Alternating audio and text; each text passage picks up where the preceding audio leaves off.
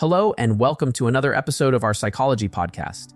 I'm Dr. Michael Harris, and today we're diving deep into a topic that affects each and every one of us at some point in our lives: how to stay calm during a crisis. Whether you're facing a personal emergency, a global pandemic, or simply feeling overwhelmed by life's unexpected challenges, the psychological techniques we'll explore today could be the difference between spiraling into panic and maintaining your mental clarity when you need it most. Have you ever wondered why some people seem unshakable during chaos while others crumble under pressure? The answer isn't superhuman strength or emotional detachment. It's a set of learnable skills that anyone can develop with practice and understanding. By the end of this episode, you'll have a comprehensive toolkit of evidence-based strategies to help you navigate life storms with greater resilience and composure. Before we dive in, I want to acknowledge that crises come in all shapes and sizes. What constitutes a crisis for one person might be manageable for another. Your personal history, current resources, and unique neurological makeup all influence how you respond to stressful situations. There's no one-size-fits-all approach to crisis management, which is why I'll be sharing a diverse range of techniques today. I encourage you to experiment with these methods, adapt them to your needs, and discover what works best for you. Let's start by understanding what happens in our bodies and brains during a crisis. When we perceive a threat, our sympathetic nervous system activates what's commonly known as the fight or flight response. Within seconds, a cascade of neurochemical reactions floods our system. The amygdala, our brain's emotional processing center, signals danger. The hypothalamus and pituitary gland trigger the release of stress hormones like cortisol and adrenaline. Your heart rate increases, your breathing quickens, your muscles tense, and your digestive system temporarily shuts down as your body diverts energy to systems deemed essential for immediate survival. This physiological response served our ancestors well when facing predators in the wild. It provided the burst of energy and heightened awareness needed to either confront the danger or escape it.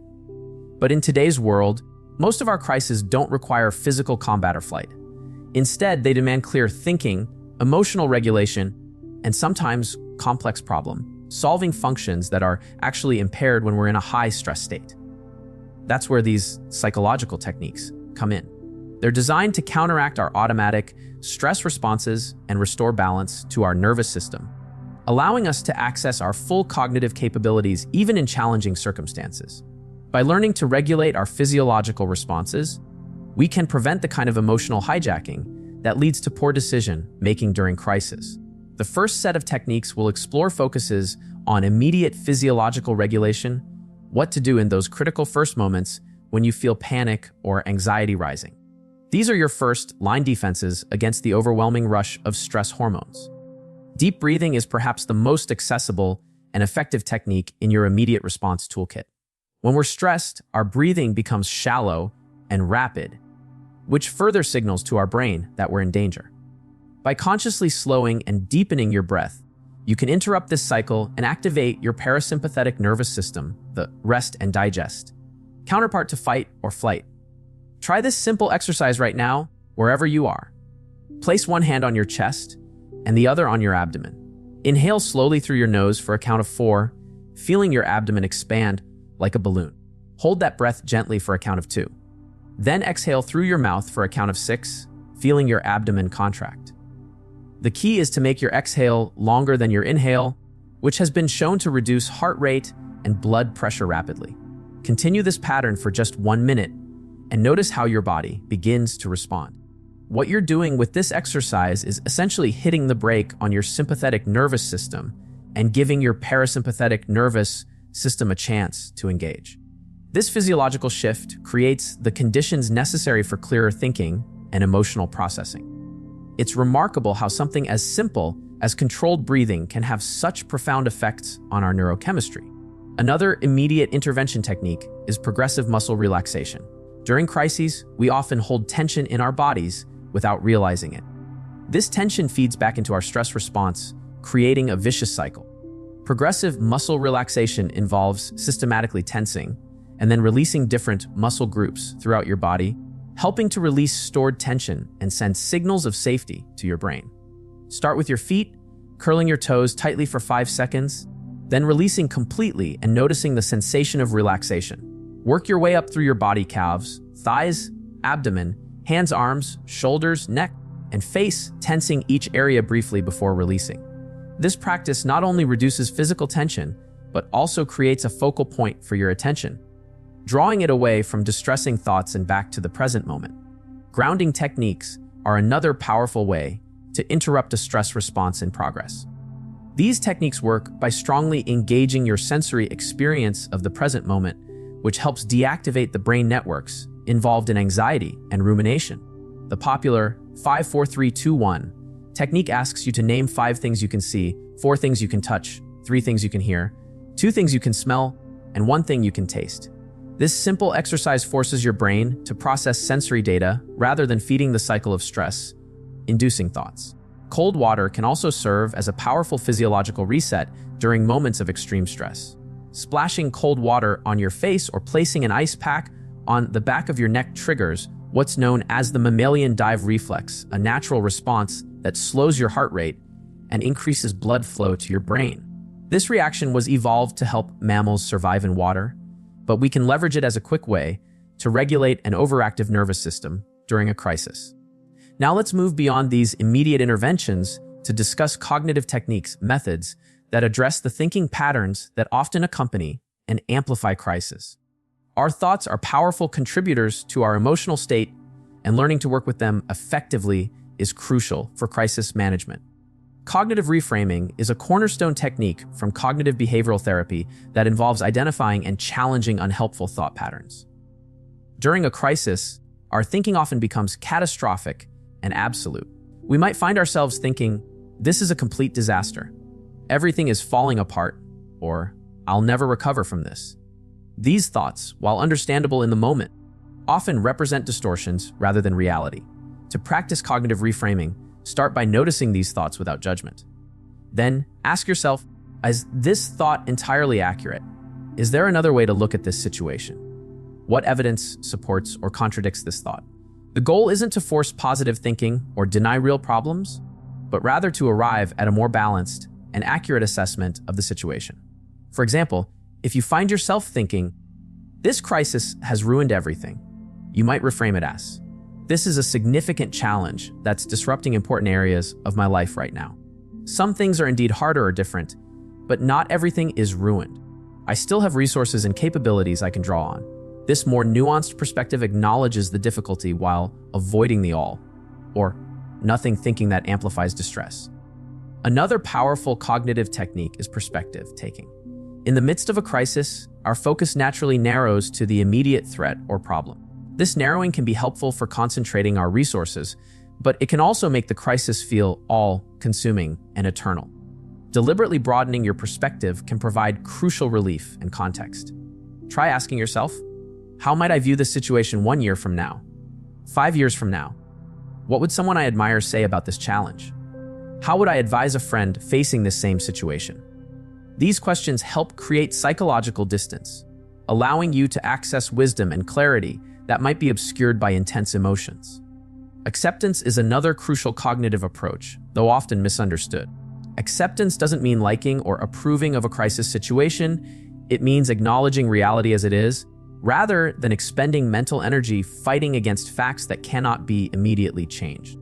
This psychological stance creates space for effective action rather than fruitless resistance. The Serenity Prayer captures this wisdom well. Grant me the serenity to accept the things I cannot change, courage to change the things I can, and wisdom to know the difference. In any crisis, there are elements beyond your control and elements within your influence. Clearly distinguishing between these can prevent wasted energy and help you focus your resources where they'll be most effective. Mindfulness practices build on this foundation of acceptance by training your attention to rest in the present moment without judgment. During crises, our minds often project into the future with worry or ruminate on the past with regret. Neither mental time travel serves us well when immediate presence is required. Mindfulness techniques help anchor you in the now, where your power to respond effectively resides. A simple mindfulness practice involves bringing your full attention to your sensory experience for just a few moments. Notice the physical sensations in your body, the sounds in your environment, the movement of your breath. When thoughts arise, as they naturally will, acknowledge them gently, and return your focus to sensory experience. This isn't about clearing your mind, it's about training your attention to return to the present when crisis-related thoughts pull you away. Research has shown that regular mindfulness practice actually changes brain structure and function in ways that support crisis resilience. It strengthens connections between the prefrontal cortex and the amygdala, enhancing your ability to regulate emotional responses. Even 5 minutes of daily practice can build this neural architecture, creating a foundation of calm that you can access during difficult times. Now, let's discuss the role of self-talk in crisis management. The way we speak to ourselves internally has profound effects on our emotional state and coping abilities. During crises, our internal dialogue often becomes harsh, fearful, or defeatist. Intentionally shifting this self-talk can significantly impact your ability to remain calm and think clearly. Compassionate self-talk involves addressing yourself with the same kindness and understanding you would offer a good friend in crisis. Instead of berating yourself with thoughts like, "I should be handling this better," or "Why am I so weak?" try, "This is really hard right now, and it makes sense that I'm struggling," or "I'm doing the best I can with the resources I have available." Self-compassion research by Dr. Kristen Neff has shown that treating ourselves with kindness during difficult times actually improves problem-solving abilities and emotional resilience. It's not self-indulgent, but rather a practical approach to crisis management. By reducing the additional burden of self-judgment, you free up mental resources to deal with the actual challenge at hand. Alongside compassion, developing a coaching style of self-talk can be remarkably effective. This involves speaking to yourself as a supportive coach might with encouragement, strategic guidance, and confidence in your capabilities. You've gotten through difficult situations before, and you have what it takes to navigate this one. Or take this one step at a time and focus on what you can control right now are examples of coaching self-talk that can steady you during turbulence. It can be helpful to develop specific self-talk mantras in advance of crises so they're readily available when needed. Short, memorable phrases like, "This too shall pass," "I can handle difficult feelings," or "one breath at a time" can serve as psychological anchors when you feel adrift in overwhelming emotions. The key is to find phrases that resonate personally with you and to practice them regularly so they become automatic when you need them most. The social dimension of crisis management is equally important but often overlooked. Humans are inherently social creatures, and our connections with others play a vital role in our ability to withstand and recover from crisis. Understanding how to leverage social support and when isolation might be necessary is a crucial aspect of staying calm under pressure. Research consistently shows that perceived social support is one of the strongest predictors of resilience during crisis. Simply knowing that you're not alone and that others care about your well-being can buffer the psychological impact of stressful events. During a crisis, identify the supportive people in your life and be specific about what you need from them, whether it's practical assistance, emotional support, or simply presence. It's worth noting that different types of support serve different functions. Sometimes you need someone to listen without trying to solve your problems. Other times, you might need concrete advice or practical help. Being clear about your needs, both with yourself and others, can prevent the frustration of mismatched support. Creating a personal crisis contact list in advance can be invaluable. This might include friends and family members, mental health professionals, community resources, and relevant hotlines. Having this information readily available prevents the additional stress of searching for support when you're already in distress. While social connection is generally beneficial during crises, it's also important to recognize when temporary boundaries are necessary.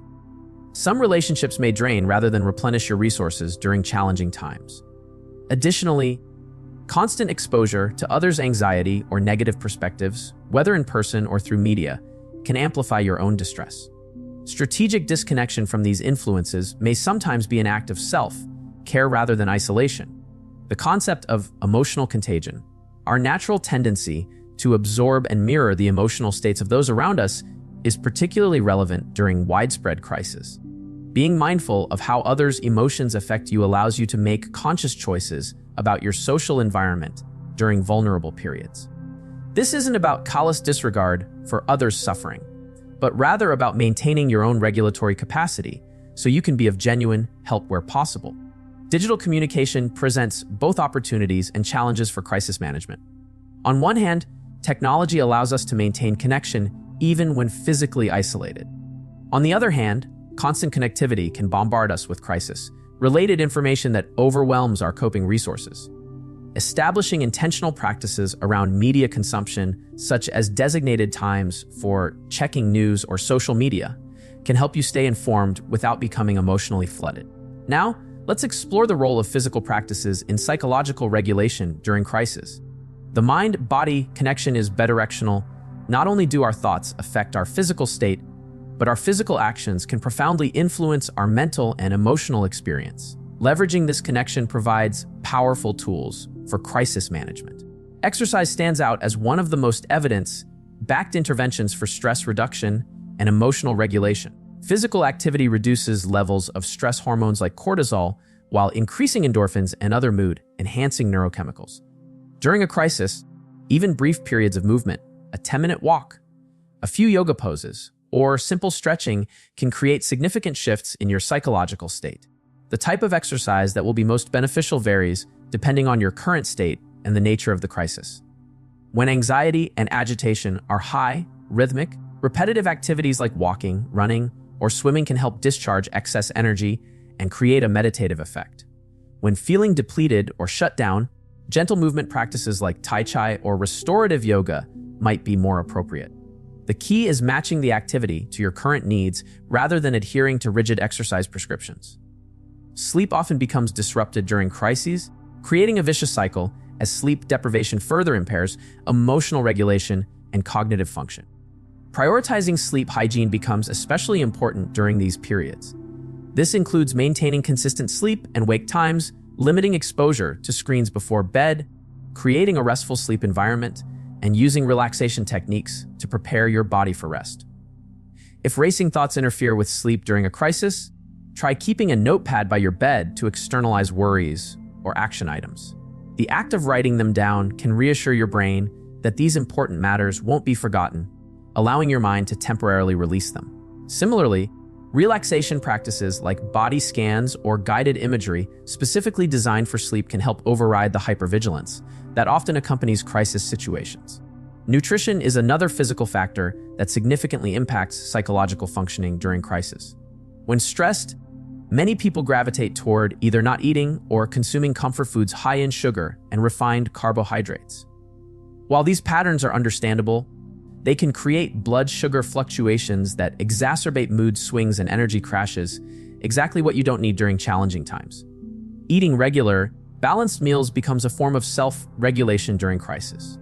Focus on foods that provide stable energy and support neurological function, complex carbohydrates, lean proteins, healthy fats, and plenty of fruits and vegetables. Staying hydrated is equally important, as even mild dehydration can amplify feelings of anxiety and fatigue. These basic physiological supports create a foundation that makes all other coping strategies more effective. The sensory dimension of regulation is often underutilized, but can be remarkably effective during crisis. Our sensory experiences provide direct pathways to our nervous system, offering immediate signals of either danger or safety.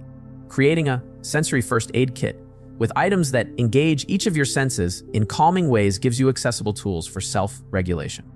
This might include comforting scents like lavender or vanilla, soothing music or nature sounds, tactile objects with pleasing textures, visual elements like photographs of peaceful places, and small edible items with strong, pleasant flavors. The specific contents should be personalized to your preferences. What calms one person might stimulate another. The key is identifying sensory experiences that reliably help you feel grounded and having these resources readily available when crises emerge. Time management takes on special significance during crises when normal routines are often disrupted and uncertainty abounds.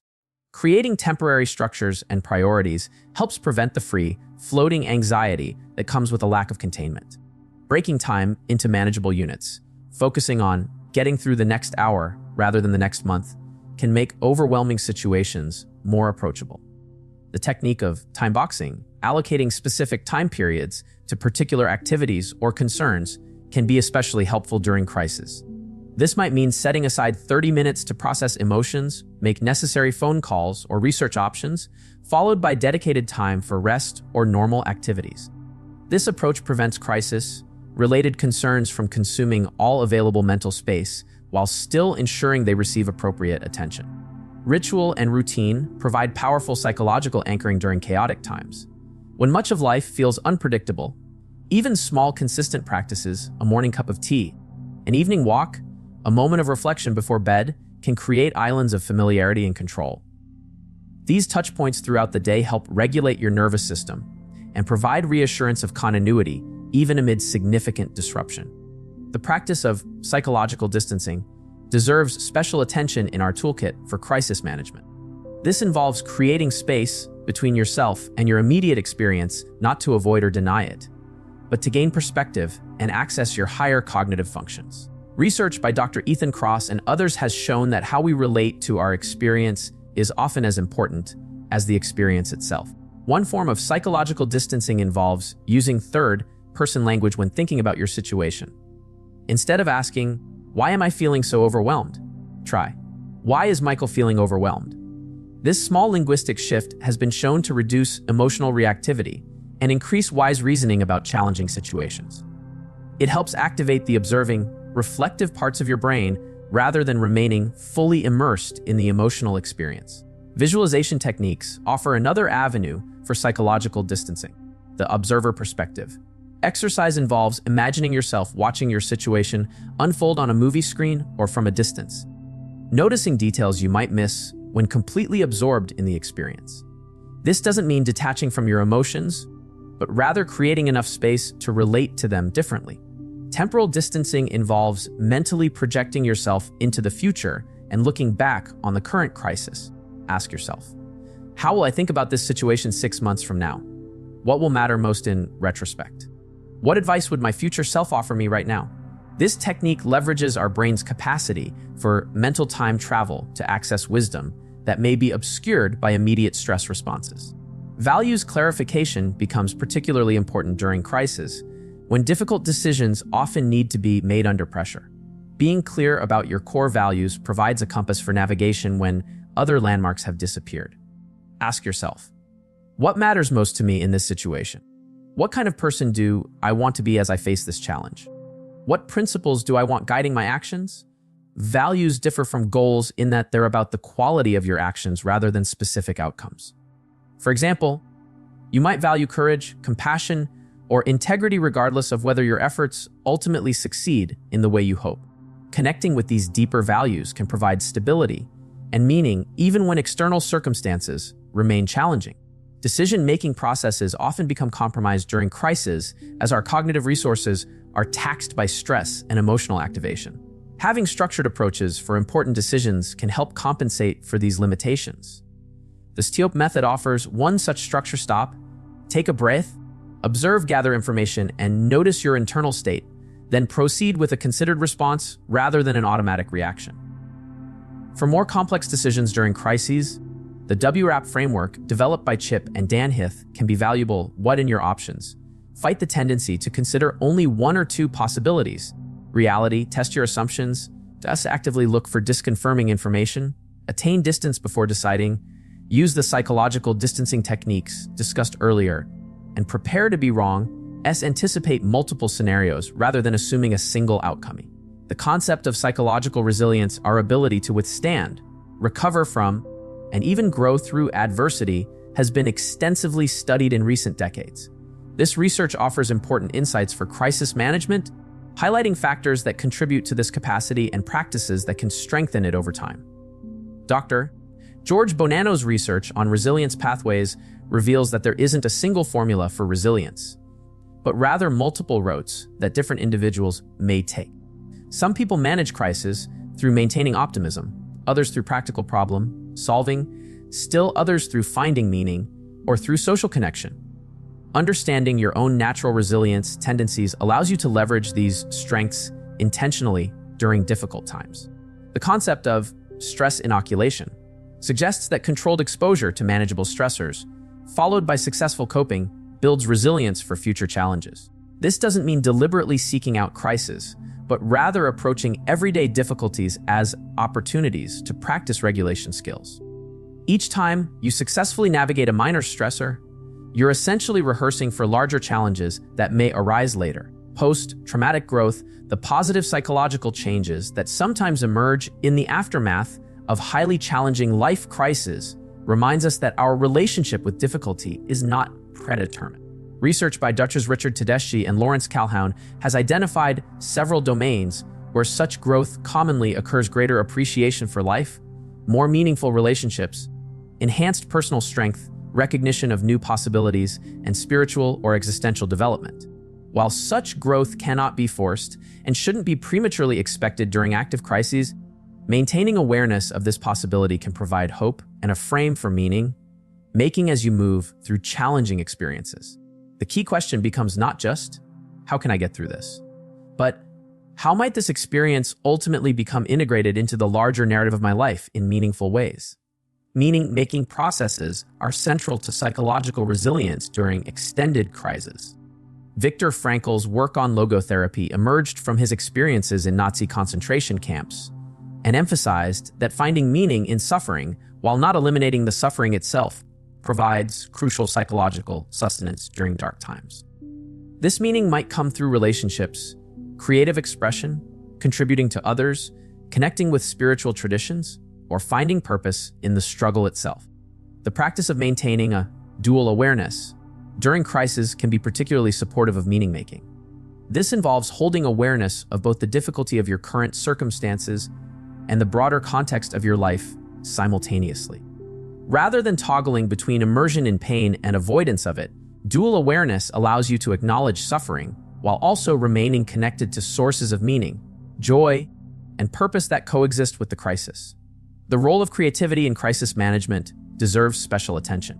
Creative expression provides channels for processing intense emotions that might otherwise remain trapped in the body and mind. Whether through writing, music, visual arts, movement, or other forms, creative practices offer ways to externalize internal experiences, transform chaos into form, and discover new perspectives on challenging situations. Expressive writing, in particular, has been extensively researched as a crisis management tool. Dr. James Pennebaker studies show that writing about difficult experiences for even 15-20 minutes several times a week can produce significant psychological and physiological benefits. The most effective approach involves expressing both the emotional content of your experience and cognitively processing it, exploring meanings, insights, and potential paths forward rather than simply venting emotion. Neuroplasticity, our brain's lifelong ability to reorganize itself by forming new neural connections, offers hope and direction for crisis management. The patterns of thought, emotion, and behavior that we repeatedly practice become strengthened through neural reinforcement, while those we neglect gradually weaken. This means that each time you practice a regulation skill during minor stress, you're literally rewiring your brain for greater resilience during major crises. Understanding the brain's default mode networks, DMM, and its role in rumination provides another important perspective on crisis management. The DMN becomes active when we're not focused on specific tasks, often leading to mind wandering that can become problematic rumination during crisis. Deliberate engagement in focused activities, whether work, creative pursuits, physical exercise, or social interaction, helps deactivate this network and reduce unproductive cycling through distressing thoughts. The autonomic nervous system's polyvagal theory, developed by Dr. Stephen Porges, offers a nuanced framework for understanding stress responses beyond the simple fight or flight model. This theory identifies three hierarchical circuits in the autonomic nervous system: social engagement, feeling safe and connected; mobilization, fight or flight; and immobilization, freeze or shut down. Understanding your personal patterns within this framework can help you recognize early signs of dysregulation and apply appropriate interventions before reaching more extreme states. For example, if you notice yourself becoming irritable and argumentative during crisis, you might be shifting from social engagement into a fight response. Recognizing this pattern allows you to implement calming practices before full activation occurs. Alternatively, if you tend toward withdrawal and numbness during crisis, you might be moving toward immobilization, suggesting the need for gentle activating practices to maintain healthy engagement. The practice of self observation, developing a witnessing consciousness that can notice your patterns without being entirely captured by them, supports all the crisis management techniques we've discussed. This capacity to observe yourself experiencing a crisis, rather than simply being the experience, creates crucial space for choice and intervention. Meditation practices specifically focused on mindful awareness of thoughts and emotions can strengthen this capacity over time. Dialectical thinking offers another powerful cognitive approach for crisis management. This involves holding seemingly contradictory truths, simultaneously acknowledging both the real difficulty of your situation and your capacity to face it, recognizing both the pain of loss and the possibility of new beginnings, honoring both your need for help and your innate resilience. This both and thinking counteracts the polarized, all or nothing patterns that often emerge during stress. The practice of radical acceptance, developed by Dr. Marsha Linehan as part of dialectical behavior therapy, builds on this foundation. Radical acceptance involves fully acknowledging reality as it is, without approval or resignation, but with a clear-eyed recognition that fighting against unchangeable facts creates additional suffering. This stance clears the way for effective action within the parameters of what's actually possible. For example, in a health crisis, radical acceptance might involve acknowledging this diagnosis is real. I don't like it, but fighting against the reality that it exists consumes energy I need for treatment and coping. I accept that this is happening, which allows me to focus fully on what I can control: my treatment choices, self-care practices, and how I respond emotionally. The integration of Eastern and Western approaches to crisis management offers particularly rich territory for developing comprehensive coping strategies. Western psychology has traditionally focused on symptom reduction and problem solving, while Eastern traditions often emphasize acceptance, mindfulness, and the recognition of impermanence. Drawing from both traditions provides a more complete toolkit for navigating life's inevitable challenges. The Buddhist concept of equanimity, a balanced state of mind that is neither overly reactive to pleasant experiences nor overly aversive to unpleasant ones, offers a powerful orientation toward crisis. This isn't about suppressing emotions or adopting a detached stance, but rather developing the capacity to be with difficult experiences without being overwhelmed by them. Practices like loving kindness meditation and Tonglen's taking in suffering and sending out compassion help cultivate this quality. Somatic approaches to crisis management acknowledge that trauma and stress are stored not just in our minds, but in our bodies as well. Techniques like somatic experiencing, developed by Dr. Peter Levine, focus on completing interrupted physiological responses to threat and restoring the body's natural capacity for self-regulation. Simple practices like gentle, aware movement, pendulation between comfort and discomfort, and tracking bodily sensations can help release stored stress responses that might otherwise manifest as ongoing anxiety or shutdown. The practice of resource tapping combines somatic awareness with positive resource activation. This involves identifying internal resources such as courage, compassion, or wisdom, or external resources such as supportive relationships or safe places, bringing them vividly to mind, noticing the positive sensations they generate in your body, and then lightly tapping bilateral points on your body, such as alternating shoulders, while maintaining this resource awareness. This practice helps create new neural associations that can be accessed during crisis. Compassion focused therapy, developed by Dr. Paul Gilbert, offers valuable insights for crisis management, particularly for those who struggle with self-criticism or shame during difficult times. This approach focuses on developing 3 emotional regulation systems: the threat system, I detecting and responding to danger; the drive system, pursuing goals and resources; and the soothing system, creating feelings of safety and connection. During crisis, the threat system often dominates, while the soothing system becomes underactivated. Deliberate practices to activate the soothing system, such as self-compassion exercises, connection with supportive others, and sensory experiences that signal safety, help restore balance among these systems. One simple technique involves visualizing a compassionate figure, real or imagined, offering understanding and support during your crisis, noting the qualities they embody, and gradually internalizing these qualities as resources you can access independently. The emerging field of psychedelic-assisted therapy, while not appropriate for acute crisis intervention, offers promising approaches for processing traumatic experiences and developing psychological flexibility that may support future crisis resilience. Research on MDMA for PTSD, psilocybin for depression and anxiety, and ketamine for treatment-resistant depression suggests that these approaches, when conducted in controlled therapeutic settings, may help reprocess difficult experiences and create new perspectives on seemingly intractable problems. While this research continues to evolve and these substances remain largely regulated, the psychological principles underlying their therapeutic use, such as creating conditions for emotional processing with reduced fear, fostering new perspectives on entrenched patterns, and connecting with deeper sources of meaning, can inform conventional approaches to crisis management as well. The practice of anticipatory coping, mentally rehearsing how you might handle potential future crises, builds psychological readiness without creating undue anxiety. This differs from worry in that it's structured, time-limited, and solution-focused rather than repetitive and unproductive. Setting aside specific times to consider potential challenges and identify resources and strategies you might deploy can reduce the impact if these situations actually arise. For example, someone living in an area prone to natural disasters might periodically review emergency plans, consider potential scenarios, and mentally rehearse responses. This practice builds confidence in your ability to handle difficulties and ensures that your first encounter with crisis management strategies isn't during the crisis itself. Narrative approaches to crisis management focus on the stories we tell about difficult experiences and our role within them. These approaches recognize that how we narrate our crisis profoundly influences their psychological impact. Are you the helpless victim of circumstance, the resilient survivor, the person being tested, or the protagonist gaining wisdom through challenge? Each narrative frame creates different emotional responses and possibilities for action.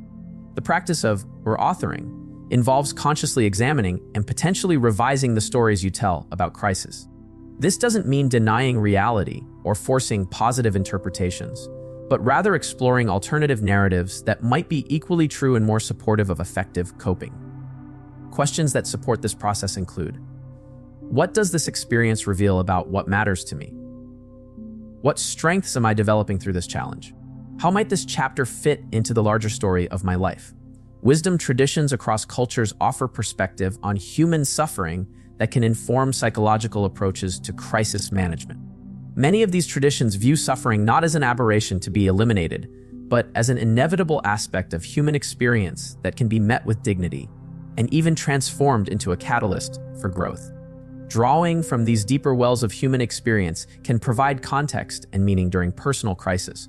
The Japanese concept of kintsugi, the art of repairing broken pottery with gold, highlighting rather than hiding the repair, offers a powerful metaphor for integrating crisis experiences.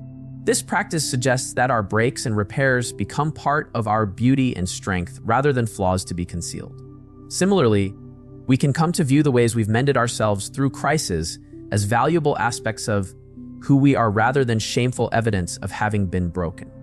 As we conclude this exploration of psychological techniques for staying calm during crisis, it's worth acknowledging that the application of these approaches is both an art and a science. What works best will vary not only between individuals, but also between different types of crisis and different points within the same crisis. The development of crisis resilience is not about perfecting a single technique, but rather about building a diverse toolkit and the discernment to know which tool is needed when. It's also important to recognize that sometimes professional help is needed. While the techniques we've discussed can significantly enhance your ability to navigate crisis, certain situations, particularly those involving trauma, persistent suicidal thoughts, or severe mood disturbances, may require professional intervention. Seeking such help is not a sign of weakness, but rather a sign of wisdom and self-compassion. For those currently in the midst of a crisis, I want to acknowledge that hearing about multiple techniques might feel overwhelming rather than helpful. If that's the case for you, I'd suggest starting with just one or two approaches that resonate most strongly, perhaps a breathing practice for immediate regulation and a compassionate self-talk phrase to counter internal criticism. Small, consistent steps build capacity over time. For those in calmer waters at present, consider this an invitation to build your crisis readiness proactively. Just as we wouldn't wait until we're in a burning building to locate the fire exits, we needn't wait until we're in psychological crisis to develop our regulation skills. Regular practice of these techniques during everyday challenges builds the neural pathways that will serve you when larger crises emerge. The capacity to remain relatively calm amid life's inevitable storms is not about achieving perfect tranquility or avoiding normal human emotions. It's about developing the ability to hold difficulty without being completely overwhelmed by it, to feel fear, grief, or anger while still maintaining access to your resources, wisdom, and core sense of self. This capacity creates not just psychological survival, but the possibility of meaningful engagement with life's challenges. In the words of Viktor Frankl, between stimulus and response, there is a space. In that space lies our freedom and power to choose our response. In our response lies our growth and our freedom. The techniques we've explored today are essentially ways of widening that space, creating room for choice, rather than automatic reaction when life presents its most difficult moments. I hope you found something valuable in today's discussion that you can incorporate into your own approach to life's challenges. Remember that developing crisis resilience is a lifelong journey rather than a destination, a practice of continually expanding your capacity to meet difficulty with presence, wisdom, and compassion. If you found this exploration helpful, please take a moment to like this video and subscribe to our channel for more discussions on psychological well-being and personal growth. Your comments and experiences are invaluable to our community. I'd love to hear which of these techniques resonate most with you, or if you have additional strategies that have helped you navigate difficult times. Now, let's delve deeper into how these psychological techniques can be applied to specific types of crisis. While the fundamental principles remain consistent, different situations may call for tailored approaches. Health crises present unique challenges, often combining physical vulnerability with psychological distress. Whether facing a personal diagnosis, caring for a loved one with illness, or navigating a public health emergency, the intersection of physical and emotional needs requires particular attention. During health crises, body-based regulation techniques become especially important, as the body itself may be a source of distress signals. The practice of body scanning, systematically bringing attention to different parts of your body with curiosity and compassion, can help reduce the anxiety that often accompanies physical symptoms. Rather than catastrophizing about sensations or attempting to suppress awareness of them, this practice encourages a balanced relationship with bodily experience. Notice where you're holding tension, where you feel relatively comfortable, and areas that might benefit from gentle attention or movement. When managing a health crisis, the tendency toward excessive information seeking or symptom googling often increases anxiety without improving outcomes. Establishing boundaries around medical information, perhaps designating specific times to research with reliable sources, preferably after consulting healthcare providers, can prevent the spiral of fear that often accompanies unrestricted online searching. Remember that medical information online often represents worst-case scenarios rather than the full spectrum of possibilities. The concept of radical hope, developed by Jonathan Lear, offers a powerful framework for navigating health uncertainty. Unlike optimism, which depends on specific positive outcomes, radical hope maintains the possibility of meaningful existence even when the future looks dramatically different from what was previously imagined. This orientation allows for realistic medical planning while preserving psychological well-being amid uncertainty. Financial crises trigger some of our most primal security fears, often activating shame and social comparison alongside anxiety. The psychological impact of financial stress can be particularly insidious, affecting not just practical decision-making but also self-worth and relationship dynamics. Specialized approaches to financial crisis management focus on separating economic realities from identity and self-value. The practice of financial mindfulness involves bringing awareness to your emotional relationship with money without judgment. Notice the thoughts and feelings that arise around financial stress, perhaps fear, shame, anger, or helplessness. By recognizing these reactions without being consumed by them, you create space for more deliberate responses rather than emotionally driven financial decisions that might worsen your situation. Creating temporary financial containment during crisis periods helps prevent anxiety from dominating all aspects of life. This might involve designating specific times to address financial concerns, work on budgets, or research resources, while intentionally protecting other times for rest, connection, and activities that replenish your psychological resources. This containment prevents financial stress from bleeding into every moment while still ensuring necessary attention to practical matters. The practice of values-based budgeting takes on special significance during financial crisis. Rather than approaching financial limitations purely as deprivation, this approach asks, given my current constraints, how can I allocate resources in ways that still honor what matters most to me? This might mean preserving small expenses that support significant values, so like community or learning, while cutting larger expenses that align less closely with core priorities. Relationship crises, whether separations, conflicts, betrayals, or losses, often trigger our deepest attachment wounds and challenge our sense of belonging and security. The emotional intensity of relationship disruption can overwhelm our regulatory capacities, making specialized approaches particularly valuable during these experiences. The practice of emotional differentiation, developing nuanced awareness of complex emotional states, provides important resources during relationship crisis. Rather than experiencing a global state of bad or upset, this approach involves identifying specific emotions, disappointment, grief, anger, confusion, and their bodily signatures. This differentiation helps prevent emotional flooding and allows for more skillful responses to each component of your experience. Setting functional boundaries becomes crucial during relationship crisis, particularly when ongoing interaction is necessary success, as with co-parenting or workplace relationships. These boundaries aren't about building walls, but rather about defining conditions for engagement that protect your well-being while allowing necessary communication.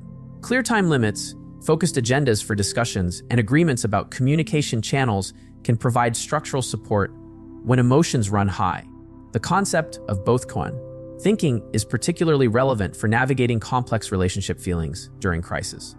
You can feel both love and anger towards someone, both desire reconciliation and need protection, both grieve a relationship and recognize its limitations. Developing capacity to hold these seeming contradictions prevents the polarized thinking that often escalates relationship conflicts and complicates healing processes. Career and work crises, whether job loss, workplace conflict, professional failure, or dramatic industry changes, often challenge not just financial security, but also identity and purpose.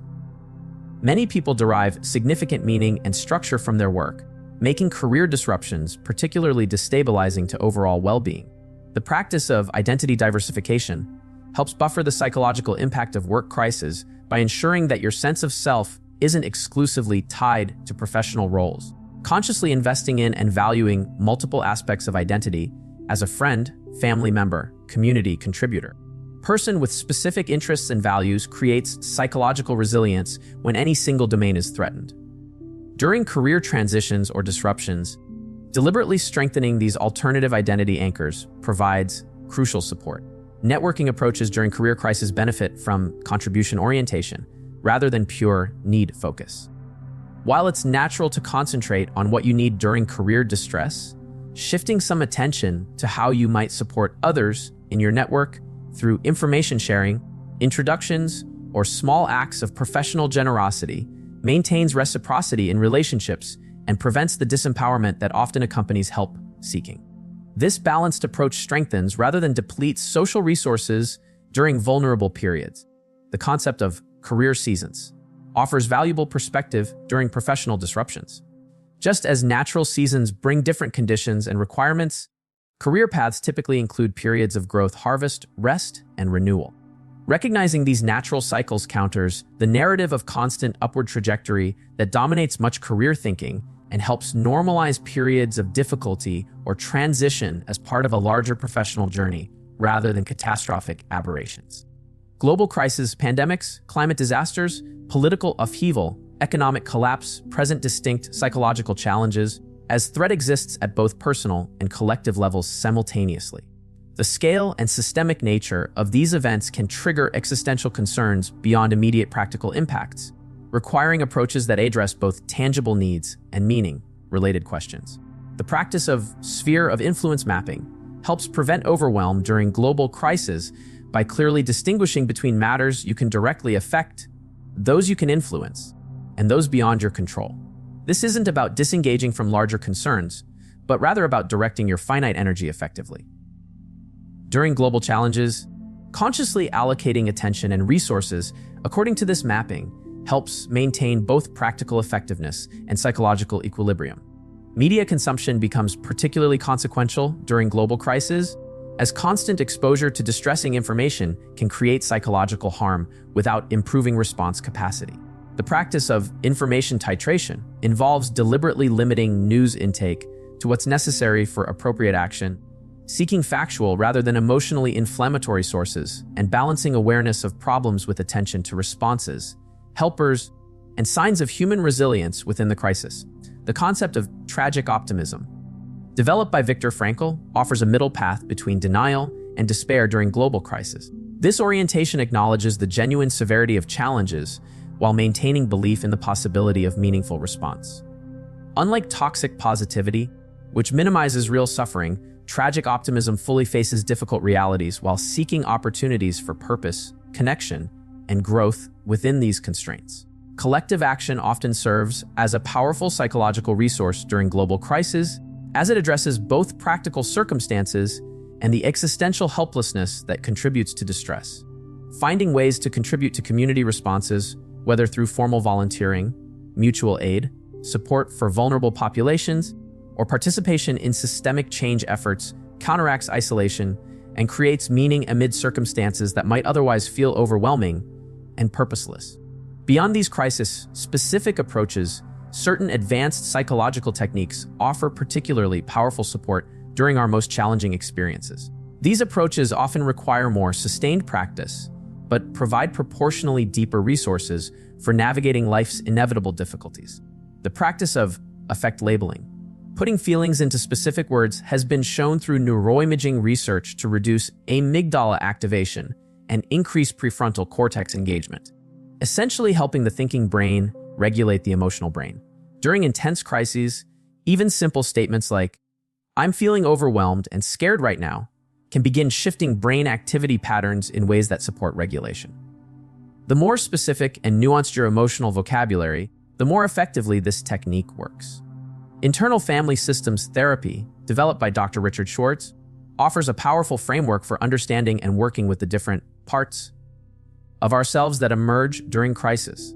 This approach recognizes that we all contain multitudes of parts that are frightened, angry, protective, or critical, and that psychological health involves developing relationship between these parts and our core self, with its natural qualities of curiosity, compassion, and calm.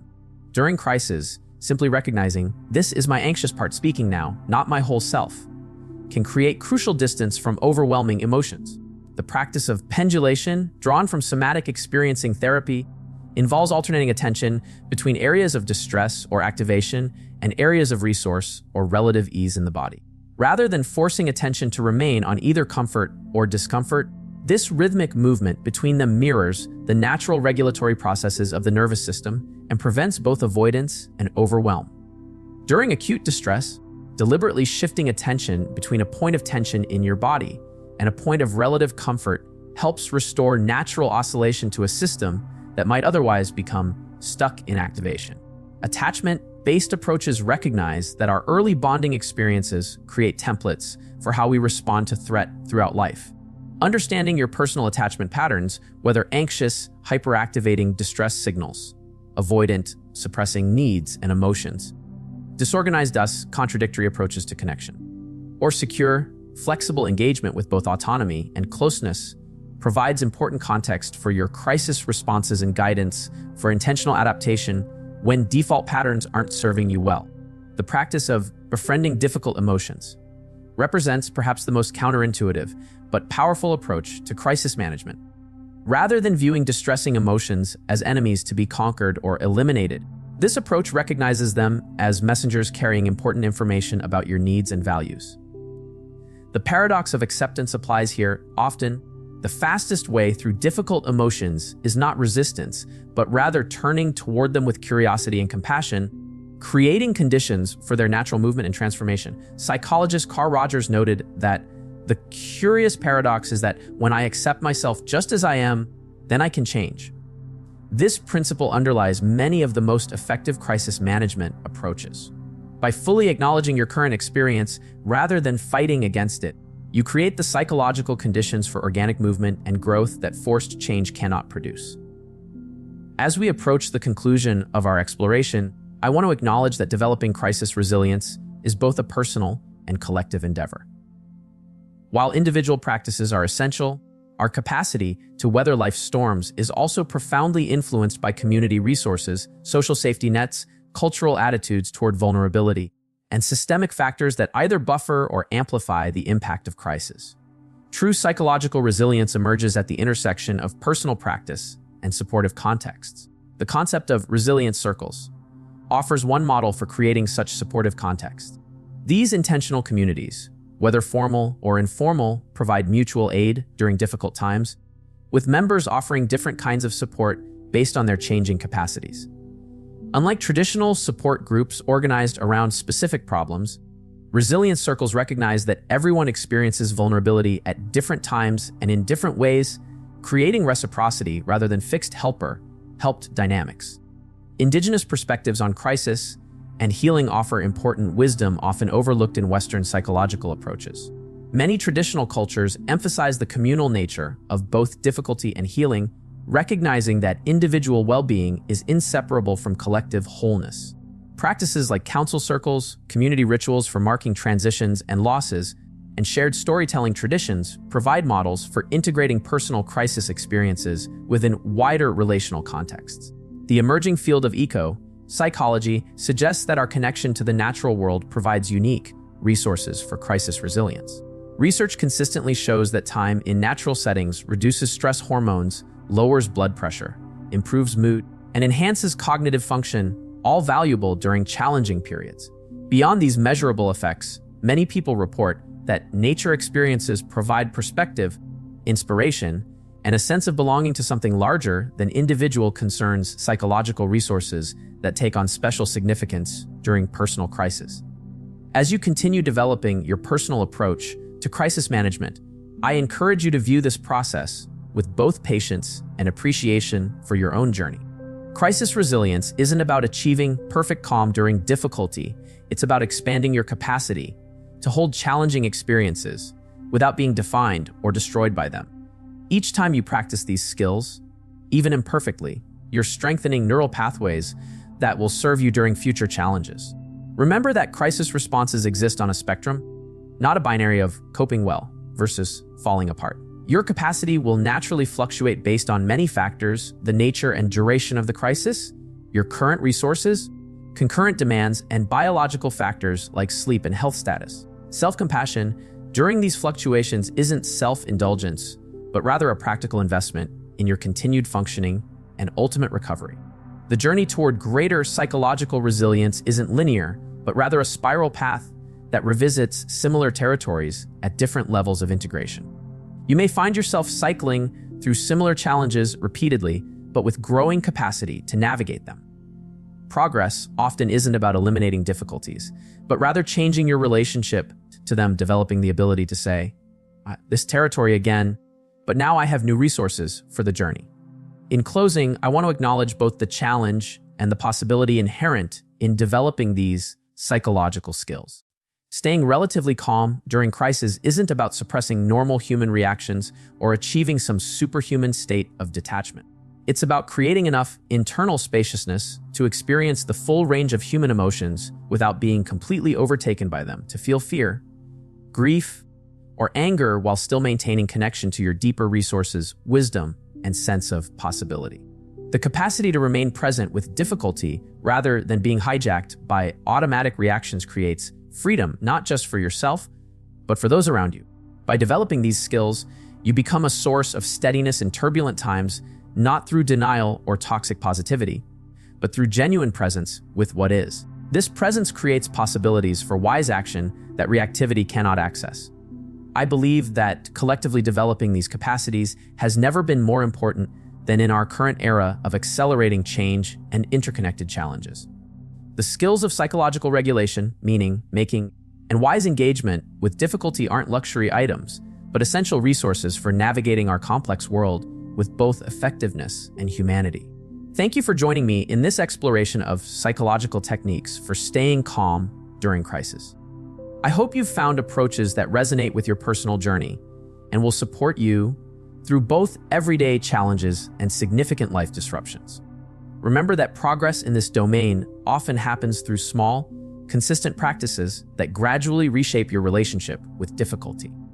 If you found value in today's discussion, please take a moment to like this video, subscribe to our channel, and share it with others who might benefit. I'd love to hear your thoughts, experiences, and questions in the comments section below. Which of these approaches resonates most with you? What crisis management techniques have you found most helpful in your own life? Your contributions enrich our collective understanding and support others on similar journeys. Until next time, may you meet life's inevitable challenges with growing wisdom, compassion, and resilience, not by avoiding difficulty, but by developing the capacity to hold it with presence and grace. This is Dr. Michael Harris, wishing you well on the path.